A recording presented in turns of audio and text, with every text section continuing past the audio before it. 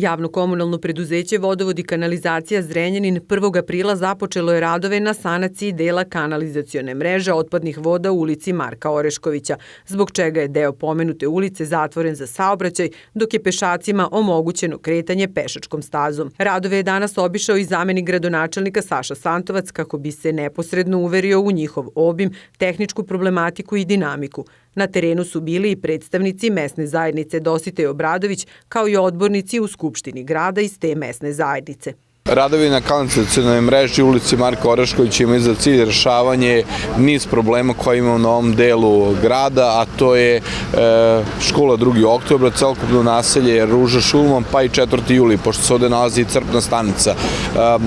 Kanalizacija se nalazi na dubini od čak 7,5 metara i ono što jeste problem bio u prethodnom vremenskom periodu, havarija koja je nastala, samim tim je sprečavala dovoljan dolazak i protok mase prema crpnoj stanici i shodno tome smo imali problem u ovom delu naselja. Ovom investicijom koja danas polako, evo i privodimo kraju, jer sutra se očekuje spajanje na nove mreže, na deo stare mreže koja nastavlja dalje, polako završavamo ove radove, samim tim ćemo omogućiti i za otvaranje ove ulice i sprečiti dalje povraćaj kanalizacije koje smo imali prema školi i prema naselju Ruža Šulman.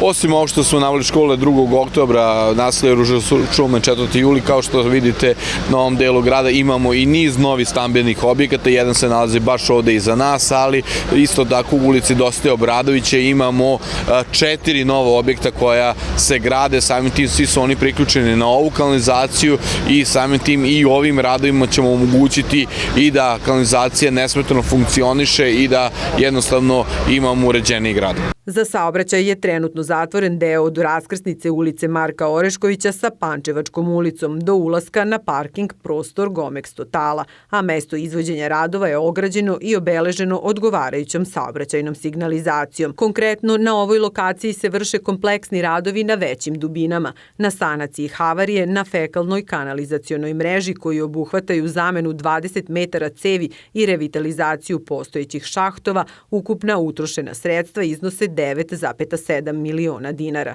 Dok se u Elemiru, Lazarevu i Kleku vrši izgradnja fekalne kanalizacione mreže, u gradu Zrenjaninu koji je u potpunosti pokriven istom, akcenat je na revitalizaciji, odnosno osavremenjavanju postojećih crpnih stanica, odnosno njihove elektro i mašinske opreme i sanacija havarija na fekalnoj kanalizacionoj mreži. Upravo ovde se vrši sanacija jedne havarije, vrlo kompleksni radovi su u pitanju na dubini od 7,4 metra i ono što je specifično 2 metara se vršila iskopavanja ispod nivoa BG-a.